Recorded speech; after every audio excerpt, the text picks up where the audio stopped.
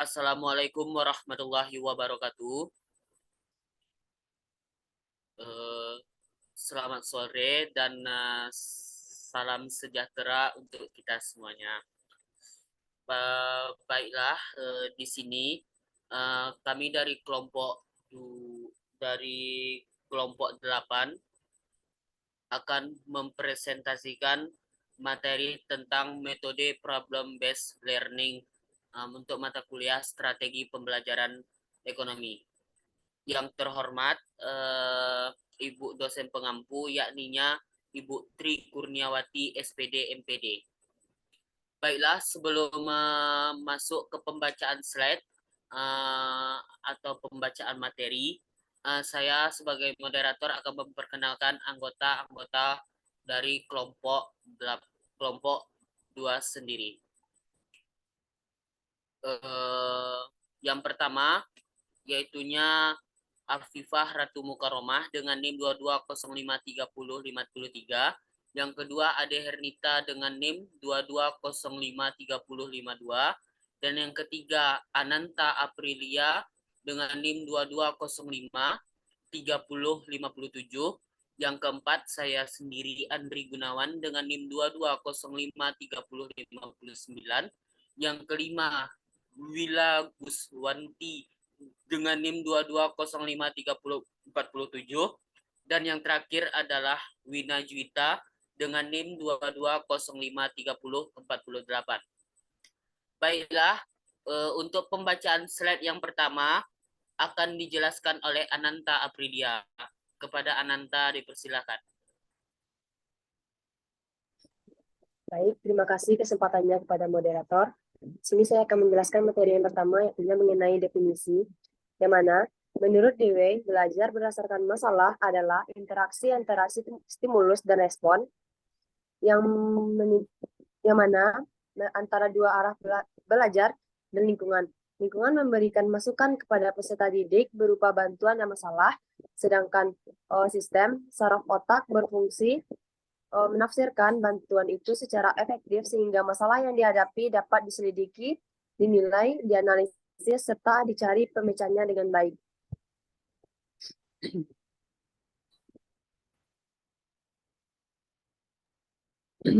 Yang kedua itunya adanya karakteristik permasalahan di sini ada 7. Yang pertama itunya mengenai pembelajaran bersifat student, content yang aktif. Yang kedua, pembelajaran dilaksanakan melalui diskusi kelompok kecil dan semua anggota kelompok memberikan kontribusi yang aktif. Yang ketiga, diskusi dipicu oleh masalah yang bersifat integrasi interdisiplin yang didasarkan pada pengalaman nyata. Yang keempat, diskusi secara aktif merangsang siswa untuk menggunakan prior connected.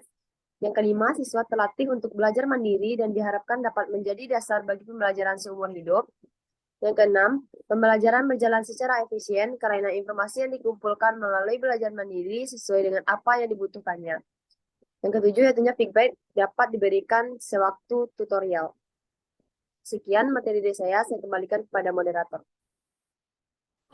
Baik, terima kasih banyak kepada Ananta. Untuk pembaca yang kedua, yaitunya akan dijelaskan oleh Wila Guswati. Kepada Wila dipersilakan. Baik, sebelumnya terima kasih kepada moderator. Materi selanjutnya yang akan saya jelaskan yaitu mengenai prinsip reaksi, di mana prinsip reaksi ini menggambarkan bagaimana perilaku guru terhadap siswa ketika kegiatan belajar mengajar berlangsung. Pada pembelajaran PBL atau Problem Based Learning, di mana seorang guru menyajikan suatu masalah dalam pembelajaran, kemudian guru membantu siswa untuk mengorganisasikan suatu masalah, guru membantu siswa merencanakan dan menyiapkan hasil dari pembelajaran yang telah dilakukan.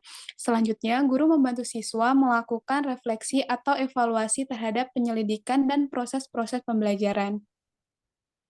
Selanjutnya yaitu mengenai sistem sosial. Sistem sosial yang terdapat pada model pembelajaran PBL adalah kerjasama. Dalam hal ini, siswa saling membantu menemukan pemecahan suatu masalah yang diberikan oleh guru mengenai materi yang diajarkan. Dalam pembelajaran ini, siswa saling membantu untuk memecahkan suatu masalah yang dihadapinya.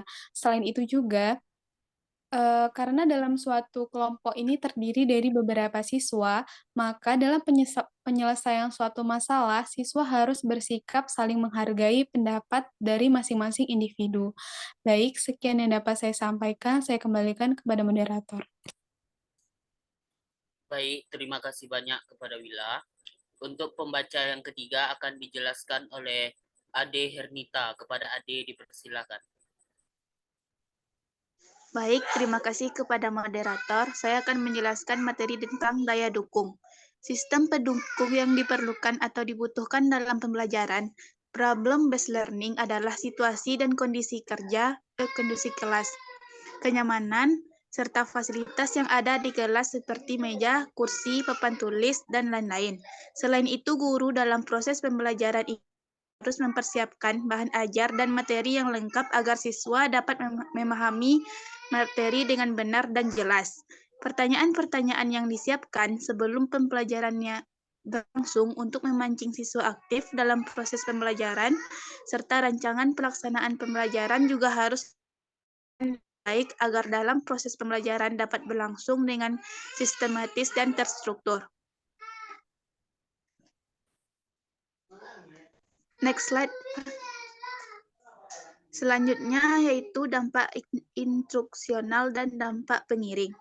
Dampak instruksional adalah hasil belajar yang harus didapat atau dipahami oleh siswa berupa pemahaman dan pengetahuan dari siswa setelah menerima atau mengikuti proses kegiatan belajar mengajar.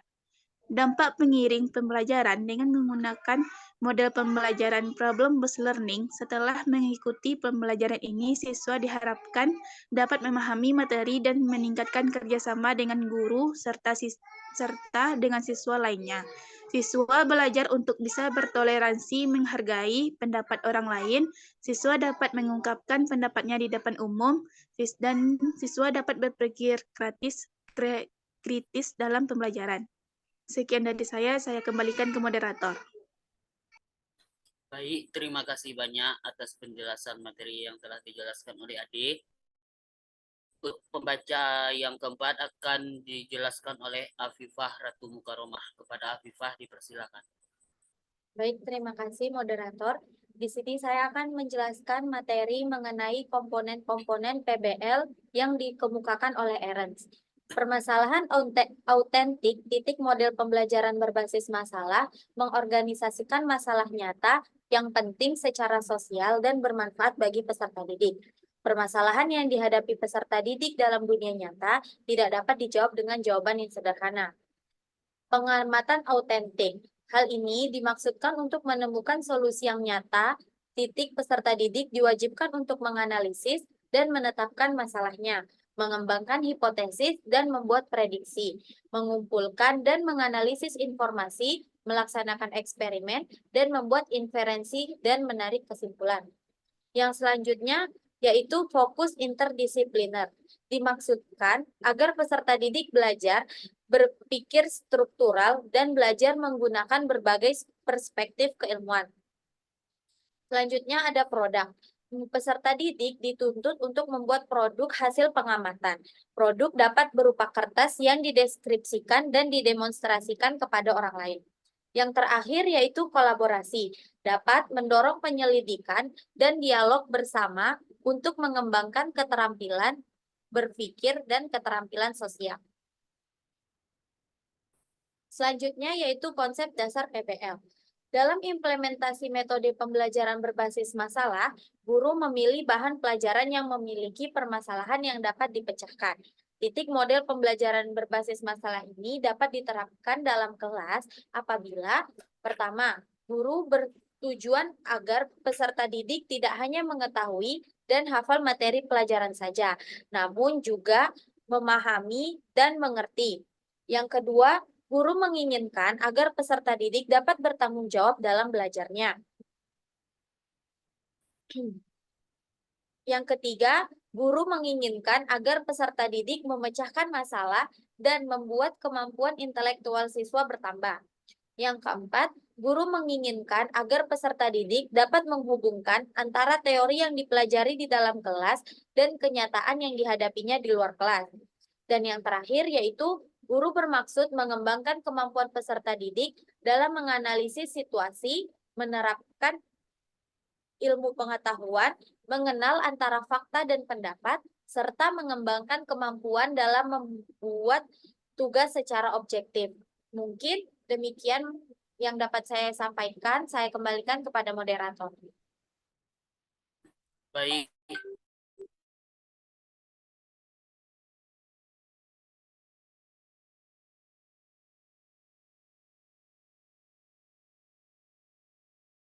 Terima kasih Bang Diri.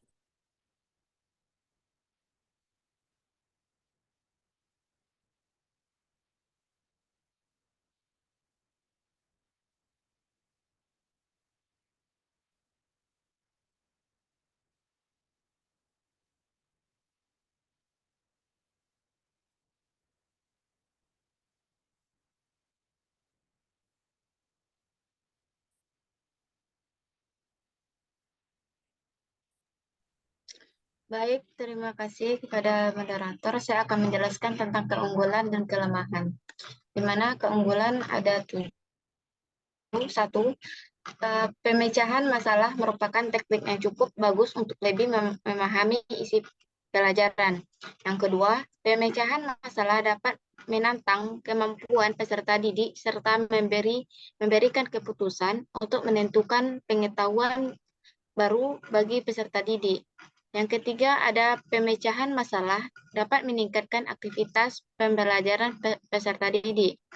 Yang keempat, ada pemecahan masalah dapat membantu peserta didik bagaimana mentransfer pengetahuan mereka untuk memahami masalah dalam kehidupan nyata. Yang kelima, ada pemecahan masalah dapat membantu peserta didik untuk mengimbangkan pengetahuan barunya dan bertanggung jawab dalam pembelajaran yang mereka lakukan. Yang keenam, ada melalui pemecahan masalah dianggap lebih menyenangkan dan disukai peserta didik. Yang ketujuh, ada pemecahan masalah dapat mengembangkan kemampuan peserta didik untuk berpikir kritis dan mengembangkan kemampuan mereka untuk menyesuaikan dengan pengetahuan baru. Selanjutnya ada kelemahan, yaitu 1.